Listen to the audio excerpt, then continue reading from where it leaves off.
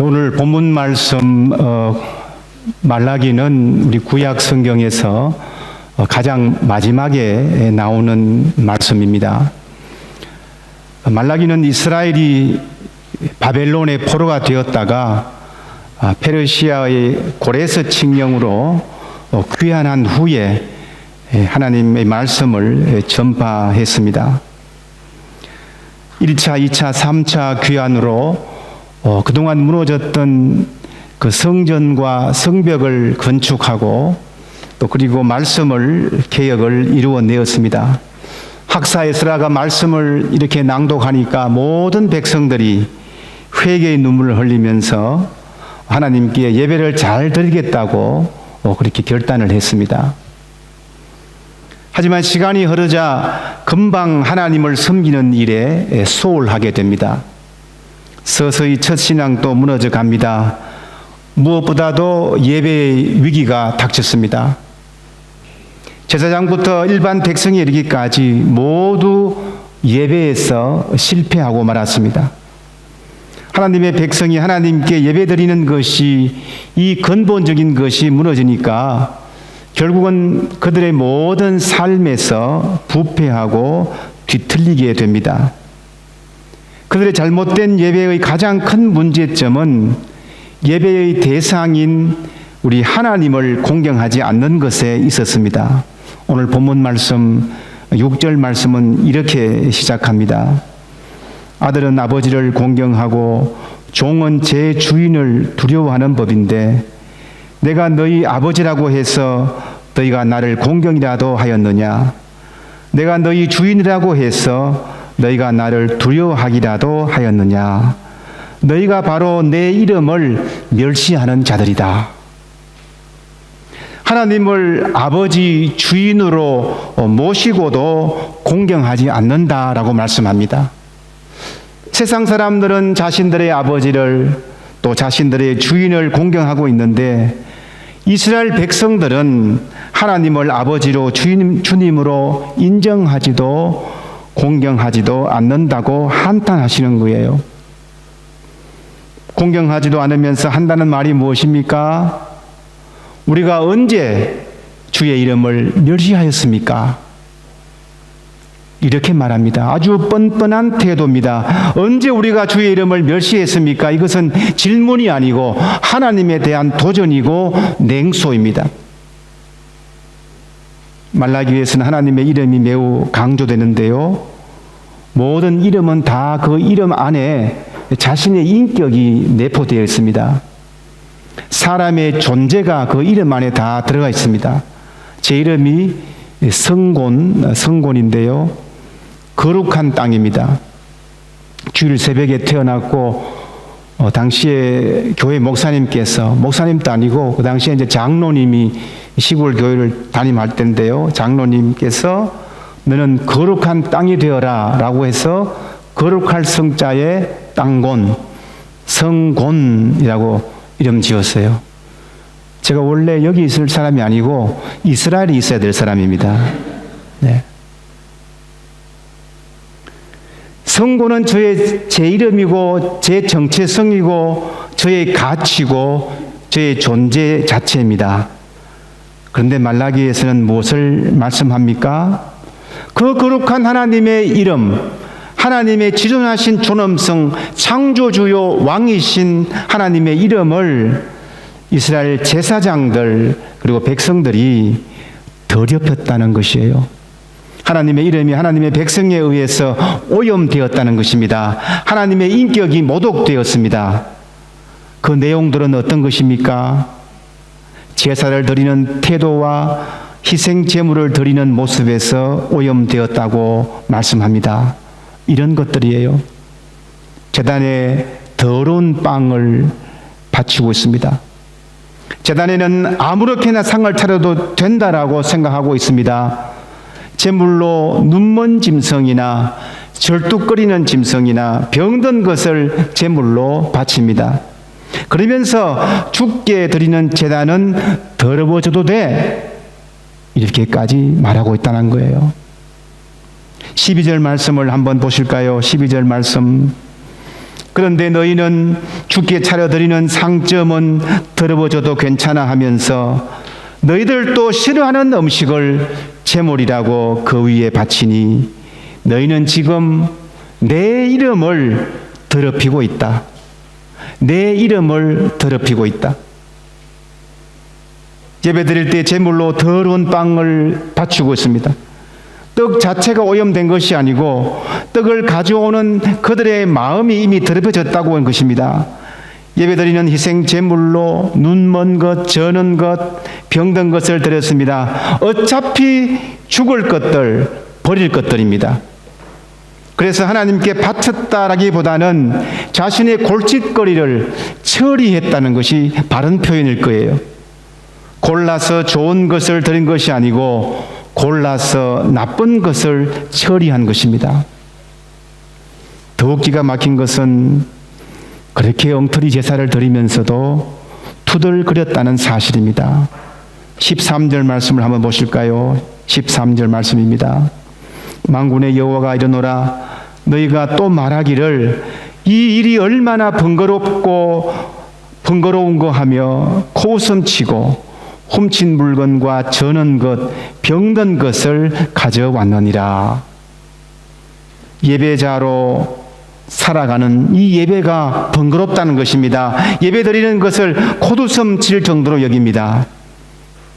이렇게 왜곡된 제사를 바라보시는 하나님의 그 심정이 얼마나 황당하셨습니까?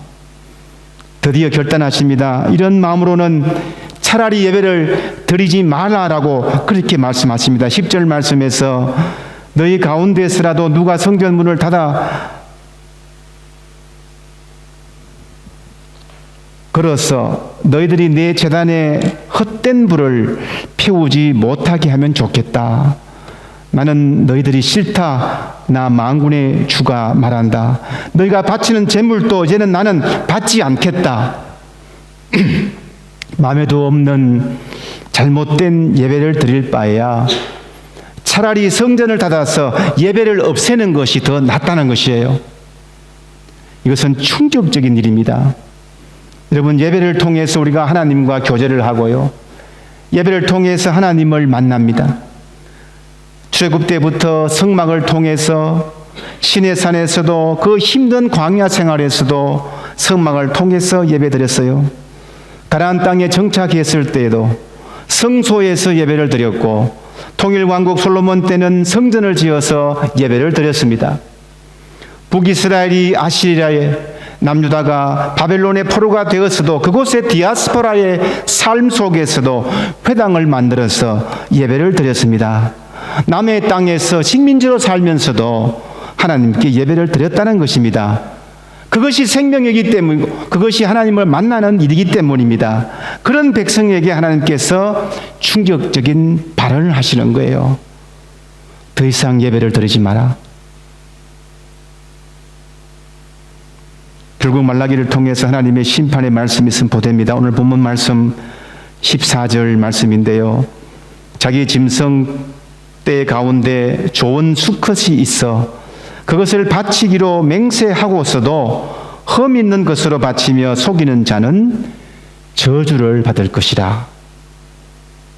이런 잘못된 예배는 은혜가 아니라 오히려 저주를 받게 된다고 합니다.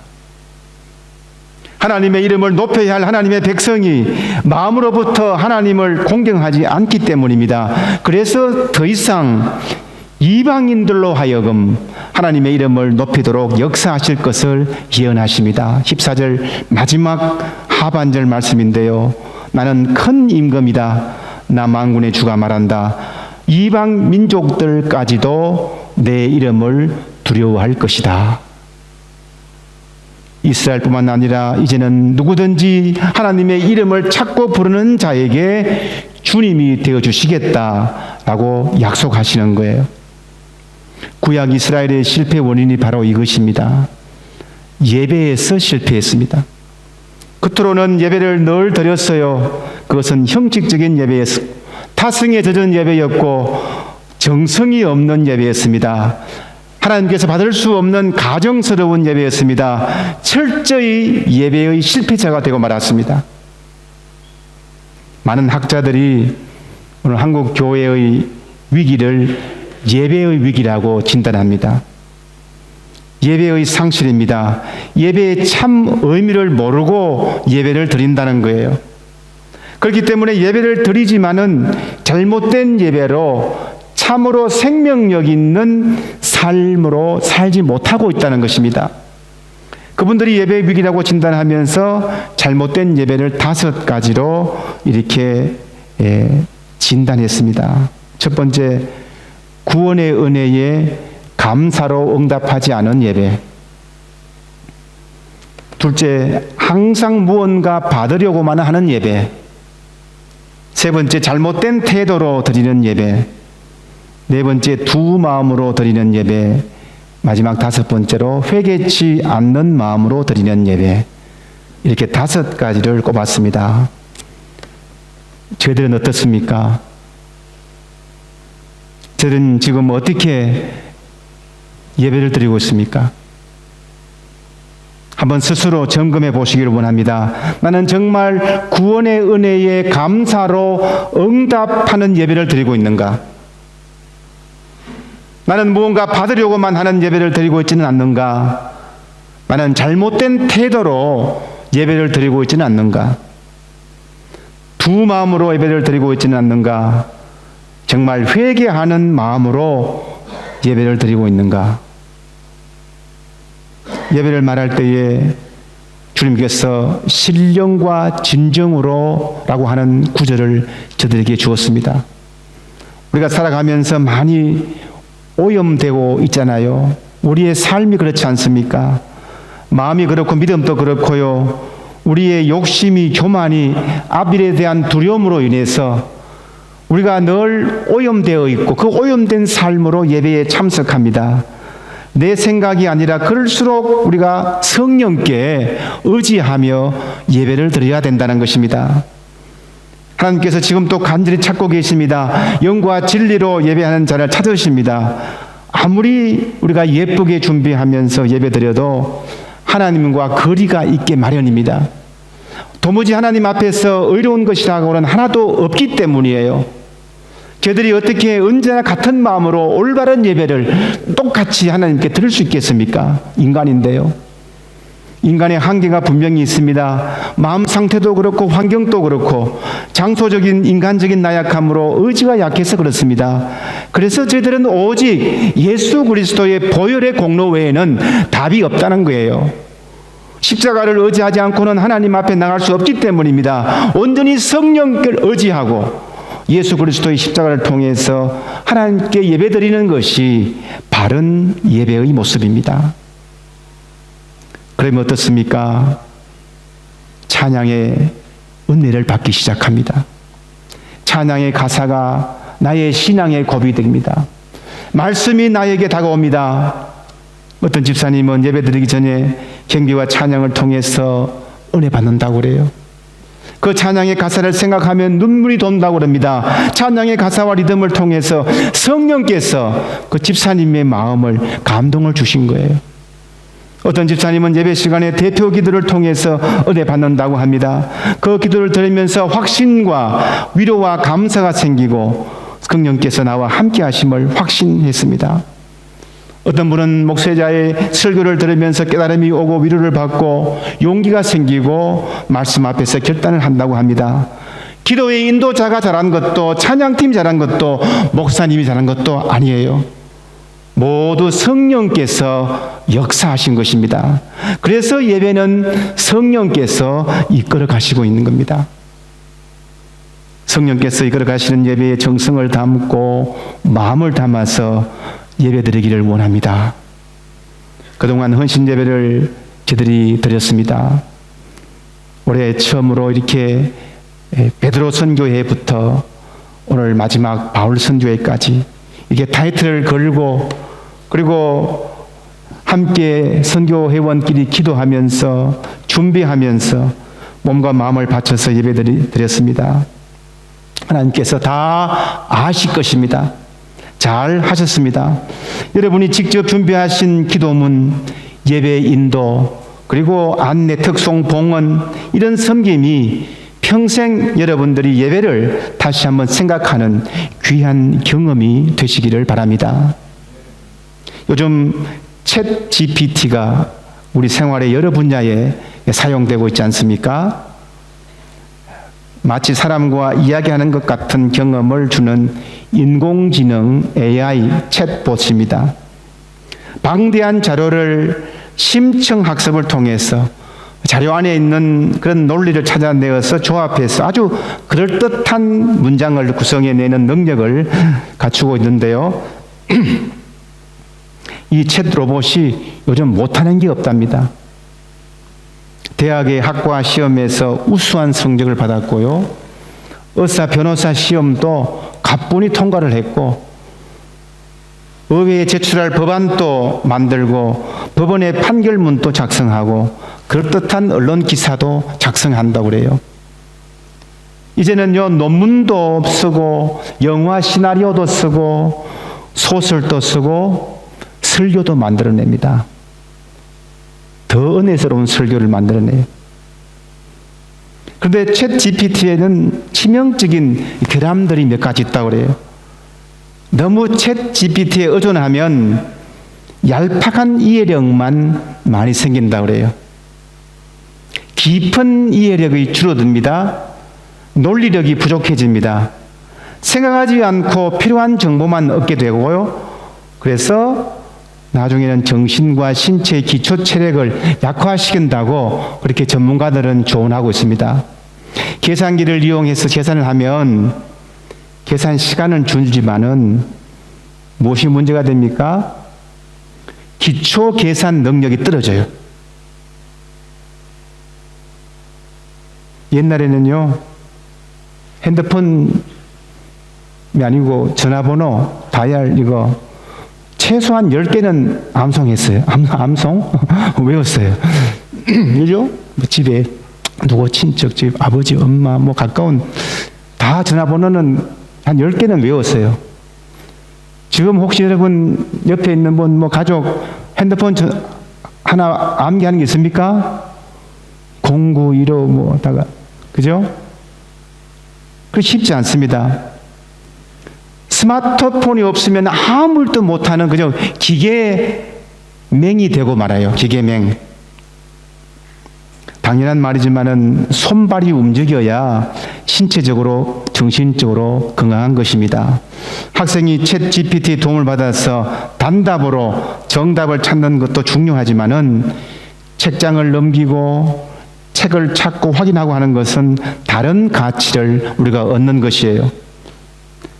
발로 걸어서 도서관에 가고 도서관에 가서 책을 찾고 책을 찾아서 넘기면서 읽는 수고는 결코 시간 낭비가 아닙니다. 이런 수고가 정신과 신체를 건강하게 할 뿐만 아니고 자료를 아주 시각적으로 공간적으로 파악하고 있는 그런 관점도 길러준다고 전문가들이 말을 하고 있습니다. 사랑하는 성도 여러분, 예배를 드리는 그 현장으로 내가 노력해서 오는 일 자체가 중요한 것이에요. 예배를 준비하는 그 과정도 중요한 것입니다. 주일날 아이들을 챙겨서 데리고 허겁저겁 오이려고 하는 이 모든 것들도 다 귀한 것이에요. 집에서부터 준비하는 헌금 예물, 토요일 저녁에 옷을 정리하는 것, 기도하는 마음으로 준비하면서 말씀을 기대하는 것, 지각하지 않고 성령의 예배에 의지하는 예배, 이런 예배를 하나님께서 원하시는 것입니다. 예배 가운데 내려주시는 하나님의 풍성하신 은혜를 다 누리시기 바랍니다. 본문의 이스라엘 백성처럼 눈먼 희생제물, 저는 것, 병든 것 가지고 하나님을 예배하지 마시기 바랍니다. 예배의 대상인 우리 하나님의 이름만 높이기를 원합니다. 바른 예배가 주일 예배 때에, 그리고 우리의 삶 속에 자리를 잡을 때에 우리에게 복 주시는 하나님의 풍성하신 놀라우신 은혜가 차고 넘치기를 주님의 이름으로 축원합니다. 아멘. 기도하겠습니다.